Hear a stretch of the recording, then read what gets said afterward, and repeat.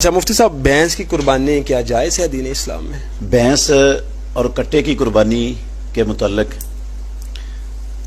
رسول اللہ صلی اللہ علیہ وسلم کے زمانے میں، جی صحابہ کے زمانے میں جی جی کوئی اختلاف نہیں تھا، کسی قسم کا کوئی مسئلہ ہی نہیں تھا، حتیٰ کہ امام احمد بن حنبل رحمۃ اللہ علیہ کے دور میں آ کر یہ مسئلہ پیدا ہوا دنیا میں، جی جی بھینس کی قربانی کے مسئلہ۔ تو اختلاف ہے اس میں اہل علم کا۔ میں دیانتداری سے جی اور انصاف سے جس بات کو حق سمجھتا ہوں میں وہ بتا رہا ہوں کہ انشاءاللہ الرحمن بھینس کی قربانی جائز ہے۔ میں چند موٹے موٹے اس کے آپ کو دلائل دیتا ہوں، جی جی بالکل، اور جو ہمارے جید علماء کرام اس کے ناجائز ہونے کا فتویٰ دیتے ہیں جی ان کے بھی میں دلائل کی انشاءاللہ تھوڑی سی وضاحت کروں جی گا۔ بالکل۔ سب سے پہلی دلیل تو یہ ہے سورہ حج کی 34 نمبر آیت میں اللہ رب العالمین نے فرمایا